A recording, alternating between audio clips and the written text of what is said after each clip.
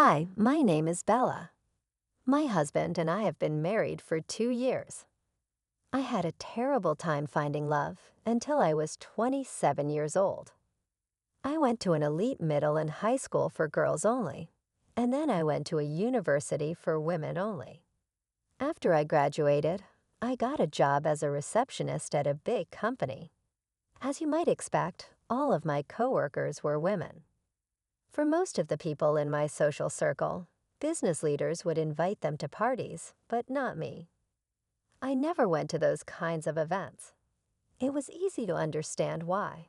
Talking to guys made me so nervous that I couldn't even speak. People often told me how nice I looked, and I was asked out a few times.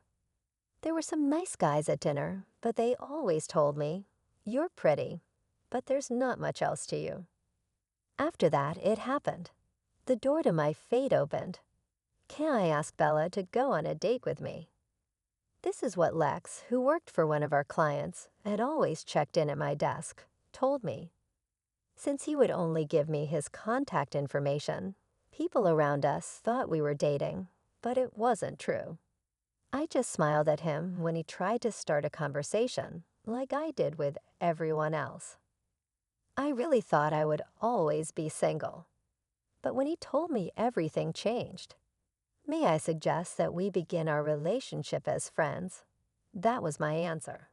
He got off guard and nodded so excitedly that it looked like his head would fall off. He smiled as he walked into the office. I had never done that before. Asking questions like, "Want to have dinner?" had always been the norm up until now. But when I was with Lex, I didn't get that sense. I only felt love. I was so happy. I went on a few dates with him, but I was still nervous and didn't talk much. The moment I knew he liked me for who I was, I knew it was possible for us to be together. I teared up. He was so happy. All of this took place on Christmas, 2 years ago. At that moment, I was very happy and thought I would always have someone so loving in my life. But there was a hole in his armor when his business failed. Now it's been 2 years and I'm 29. "Lex, you should probably wake up now," I told my husband, who was still asleep. Then I put on my shoes and left the house. I'm the only one making money for our family right now. My husband's business went out of business 6 months ago, and he hasn't had a job since. It's been hard for him to find a job. His business is in a bad field, and the economy is also bad. Sometimes he gets an offer for a job that pays only $2,000 a month, which makes it hard for him to commit to a new job. Even with all of this, I still support him. Our love isn't so shallow that it would fade if one of us lost our job. My pay has always been pretty low. We've never lived a fancy life. We rent a 2-bedroom flat that is more than 30 years old. It's a 30-minute walk from the train stop, and the building isn't safe. But I was ready to give up a lot of things so that we could keep living together. I thought my husband might still be upset about his company going out of business. He had a few job offers, and I waited calmly because I thought he'd find a good fit and feel better. But my hope was short-lived, and he kept getting worse, even taking out his anger on me by raising his hand. Sometimes it was a sign of his stress. He didn't leave any permanent marks, and I thought he must be hurting more than I was. So I put up with it because I wanted to help. Then after a few days, he finally got a new job. He quit the business he was in before and went into a whole new one. He took the job because the new place was ready to hire him, even though he didn't have much experience. I felt better when he got it because I knew I wouldn't have to be his punching bag anymore.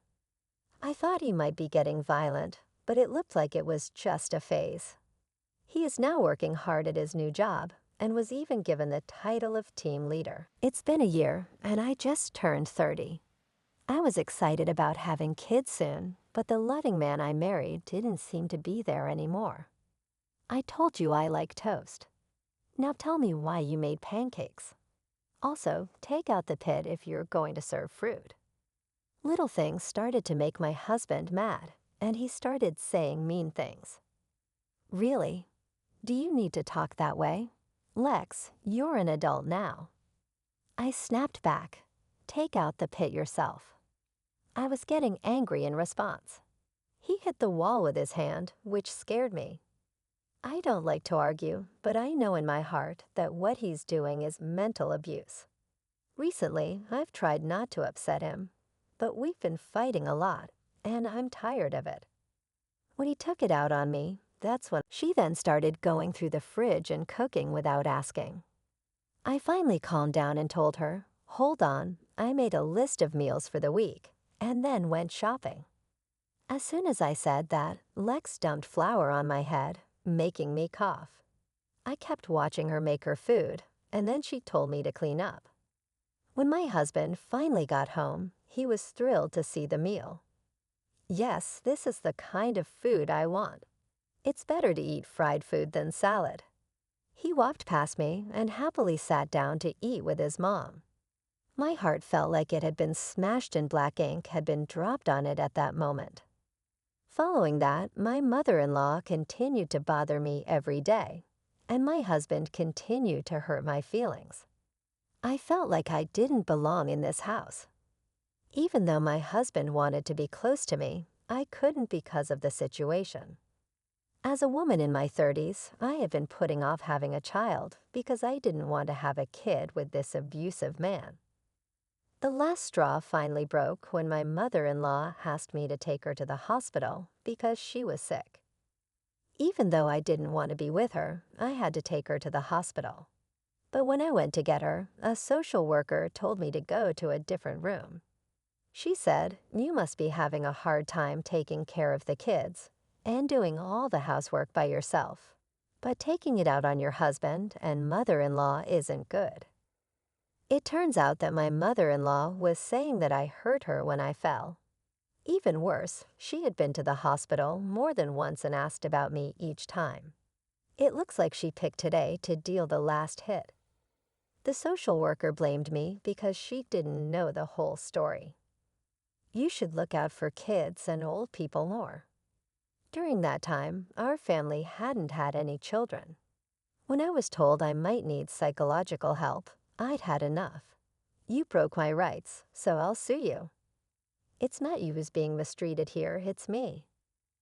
I showed proof that my husband abused me and that my mother-in-law burned me on purpose. The social worker said she had to check with my mother-in-law, but I told her no and left the hospital by myself. Soon after, my husband and mother-in-law came home. My husband heard from my mother-in-law that I was mean to her. He shook his head and said, "You're leaving me, you parasite. How dare you leave my mother?" What kind of lie did my mother-in-law tell you, based on her fake tears? I think she did it again. I was sick of telling him he was wrong, so I left the house without noticing either of them. I didn't go home that day. Instead, I stayed the night in a work hotel. I was lucky to have my wallet and cell phone with me, and it was easy to find a charger. I chose to avoid both of them for a while and not go back home. But as I walked by the house one day, I saw a woman in her 50s who lived across the street from our apartment. I was beginning to worry. "I haven't seen you around," she said. "Your mom told me that you and your husband are going on vacation for about a week." When I heard that, I couldn't help but laugh out loud. Then I asked myself, if not now, when? I called the moving company right away and asked them to help me move out as soon as possible. It was a little more expensive, but I didn't have much stuff, and the movers were able to get it all to my parents' house in just 3 days. Let's see how my husband and his mother react, since they have no idea how much I've helped with the house. They put me down when they don't know anything about me, and I won't forgive them. After moving, I went back to my parents' house because their house was empty. After a few days, my husband called me. "Where are you, Bella? There's no one in your room." When my husband found out what was going on, he kept asking me where I was. I told him, not your business. By the way, I've already filed for divorce because you said you wanted to do it before. Sign them and send them in.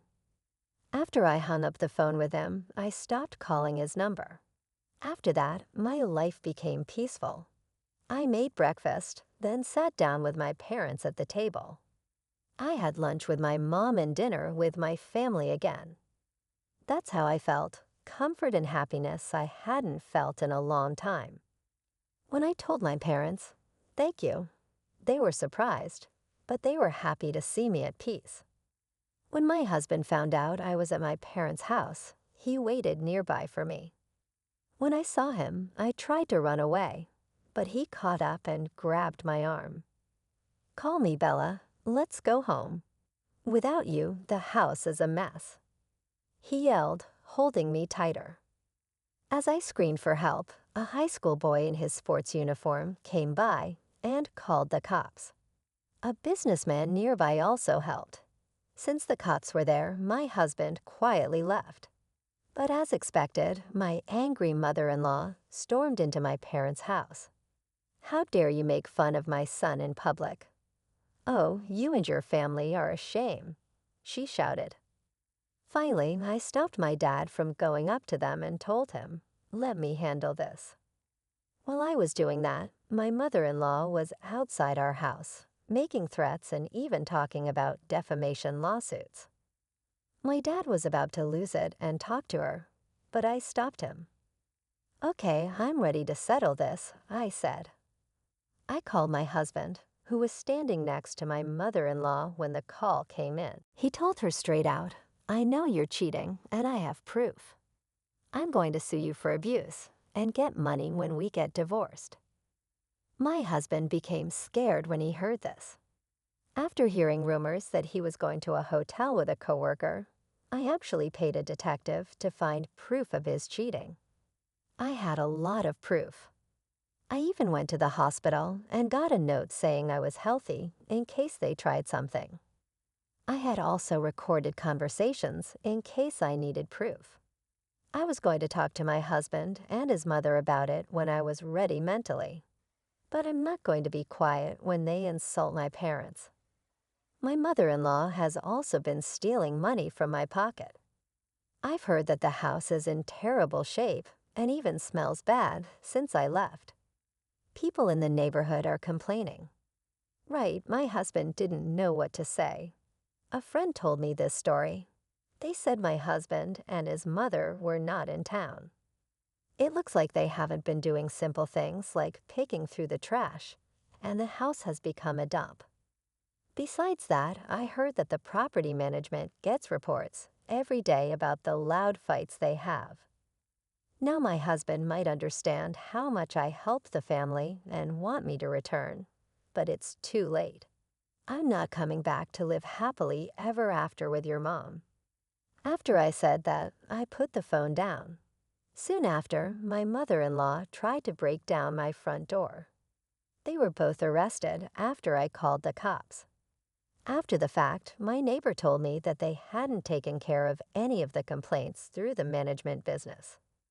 The drama finally got so bad that it cleared out the whole apartment building. The management finally went to court against both of them for not paying rent, ignoring complaints, and making business difficult. They were sued for money damages. They were finally told by the court to leave and pay money for harm. They can't rent anywhere now because they're on a list of people who can't rent. It turned out that the rent hadn't been paid because my husband made a mistake at work that cost a lot of money and caused him to lose his job. He quit his job and moved far away because he couldn't find another place to live in the area. He then ran into another problem when he tried to find new work. He became homeless, which made his mother steal from stores. She was arrested for hitting a store worker who tried to talk to her. I read about this in the news online. I have no idea what comes next, and I don't want to know. When I got divorced, I started working at the coffee shop of my dreams. Someone I worked with, who is 5 years younger than me, and have become friends. I got married again when I was 34. We opened our dream cafe when we were 40, and now I'm pregnant. I'm pregnant at a late age, but I've never been happier.